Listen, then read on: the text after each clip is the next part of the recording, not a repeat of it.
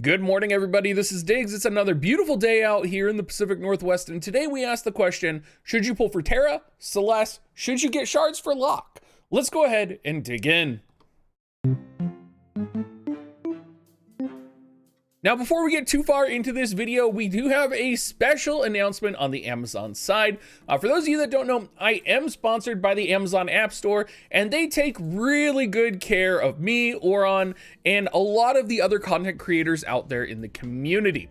We do have a very special offer going on in collaboration, or not in collaboration, but coinciding with Final Fantasy VI's release, and that is going to be 5% back of Amazon coins on all WoTV FFBE in-game purchases, and up to 20% savings when you buy with Amazon coins. So not only are you going to be able to save up to 20% when you buy your Amazon coins, you're also going to get 5% Amazon coins back every time you use them for a purchase. If you want to be able to access this link, you can find all relevant information at dig.gs/offer. The link is also below in my description, and it will be pinned in the comment section.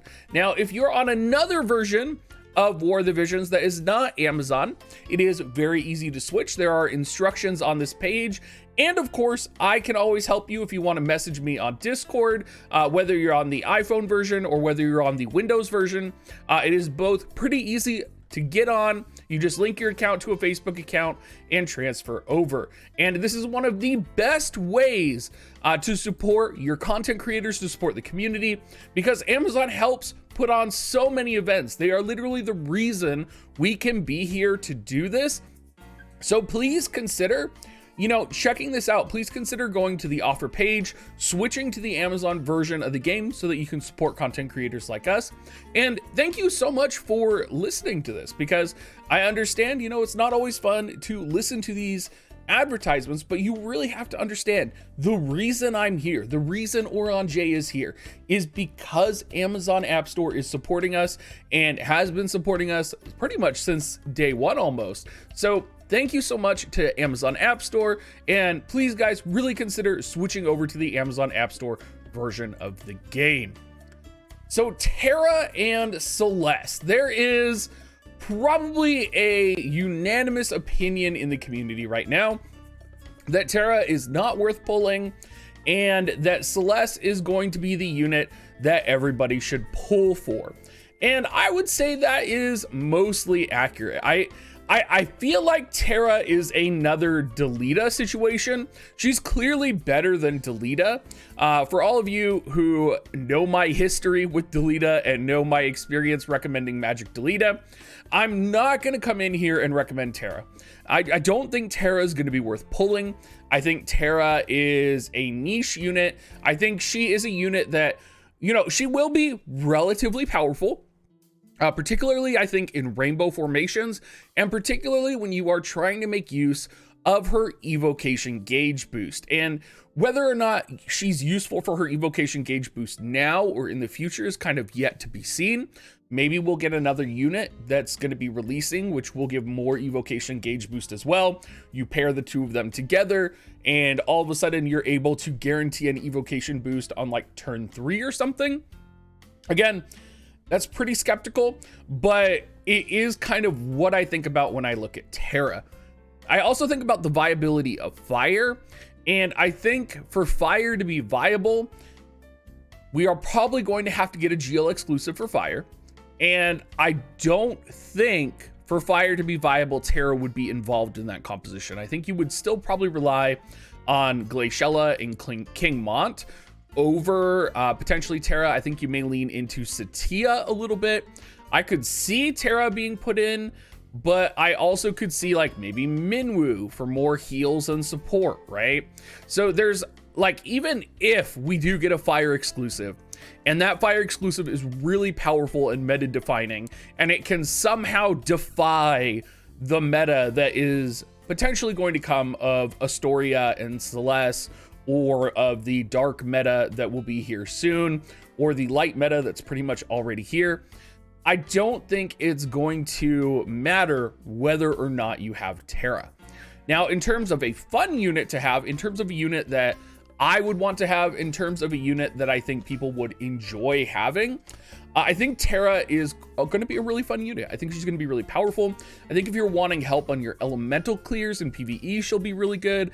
I think if you are trying to put together maybe like a fire slash composition, you know, she may be able to helpful with that in PvE.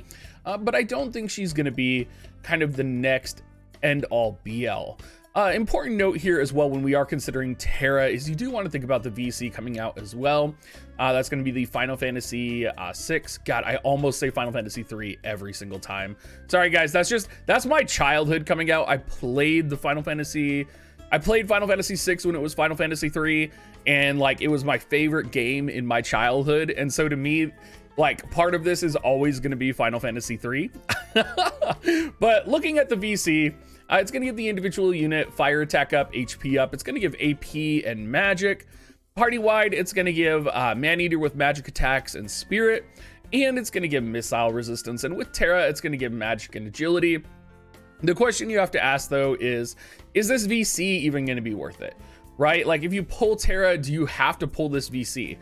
Probably. Is this VC going to be good in a broad sense? Who's going to benefit from Spirit Up and Man-Eater Up with magic attacks? Probably, I mean, you could run Adelard. You could run potentially Minwu in an offensive phase if that would even work. But I doubt you're going to see this VC see a ton of use either. So something to think about with that as well. On the other side of the world with Celes in the water element world, I think we're going to see most players pull for her. I think she's going to be one of those units that everybody has heard she's meta. Everybody knows what she's going to be able to do with her runic ability. And I think she's just going to be one of those units everybody pulls. I think she's going to be like Cloud, right? Everybody has access to Cloud. Well, not everybody, but if you were playing during Final Fantasy VII, you probably pulled for Cloud. If Final Fantasy VII, when it comes back, if it's this week or next week with Cloud on the banner, there's a lot of people that are going to pull for Cloud, right? I think Celes is that unit. I think she's a unit we're going to see a lot of. I think a lot of people think they're going to be able to make the runic ability of hers work really well. And I think she's also one of those dummy-proof units that is just going to reliably serve you in PvP and GVG. What I mean by that is she's going to be kind of like Elena in some situations, particularly if you pull Astoria, right? Where you are going to be able to slot her into your formation with little thought to how you're going to set her up. She's going to, for the most part, be able to protect your team. She's going to be able to protect, you know, units that are going into GVG. You're basically going to be set against magic compositions, maybe. We'll see how badly Ibarra screws that up, but it'll be interesting to see kind of the direction that Celes goes after that. So I think most people will pull for Celes. In terms of lock coming out, we have 4 weeks to max lock out. So over the course of 4 weeks, being able to get these shards daily, pretty much anyone will be able to max lock out, and I think everybody will max lock out. I also think it's important to know that because Locke is here, we can also farm shards in the guild barracks for Locke long term, which is also a viable possibility. Locke is going to be one of those units that, you know, if you're someone who's waiting for Persona 5 and you're waiting for Violet to come out, you're probably going to max Locke, and Locke is probably the most important unit to you that's coming out, and you get them for free. So there's a lot of factors to factor in here on whether or not to pull. I do want to touch on the actual pull system as well. I want to talk about the 42k banner, and I want to talk about the 9 steps and the 5 steps that are going on, most likely. We don't know for sure if that's going to be the banners, but I'm thinking likely that is what the banners are going to be. I think a lot of people really dislike the 42k steps, or the 42k pity, and I am a little bit indifferent towards it. I tend to take my chances on the 9 steps to potentially get those items. The reason for that, particularly for 90 cost units, is that it seems like the pull rates are good enough that you are almost guaranteed to get the unit if you do the 9 steps for some of these situations. And if you don't, you can always do the 5-step paid banner and go that route. So in that regard, I think about that, right? And I think about, you know, I'm getting weed from it. I'm getting weed from both of them. They both have a chance usually to drop the unit from the other side. So usually, like, This Celes 9-step will have Terra at a lower rate on it as well. Actually, they'll also have lock on it at a lower rate. So usually you can kind of finagle those. The big thing I'm going to be looking at is the drop rates.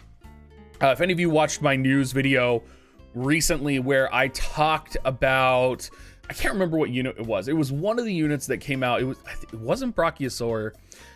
It was, oh my gosh, I cannot remember what it was. It was not a Crystal Warrior. But it was one of the videos where a new unit had come out and I was talking about the most optimal way to pull it. And I gave, it was Pumpkin Spice Frederica. And we were looking at all of the rates on all of the banners and we had determined which banner had the best rate. And from there, I did one pull on that banner and I actually got her. But the reason I got her is, you know, one, it's RNG, right? But I had looked at the maximum chances of getting a unit.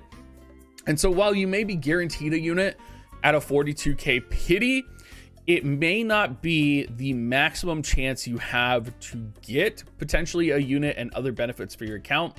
I know that sounds really weird. I know it sounds like, you know, potentially you could not pull the unit, and that's true. But the potential benefit of what you could get for not pulling the unit as well could be really good as well, depending on your account, and it could be significantly more advantageous for you, right? So there's a lot of things to think about when you are pulling, one, the rates, two, the current status of your account, three, weed, right? There is the concept of paid Visior versus non-paid Visior. There's the different types of banners. There's the fact that on some banners, is Terra on them and Celes on them? You know, is Terra an enhanced rate and Celes not an enhanced rate? These are all things that we have to think about. So if you come into my stream tonight, we will be spending a large chunk of our time right at reset. We will be doing all of the analysis of the banners, figuring out which banners are going to be the best to pull on, why you should pull on them, etc., etc. And that will actually be in my news video in the morning. So if you guys are, you know, patient, and if you're able to wait, you can check my news video in the morning and we'll talk about all the banners.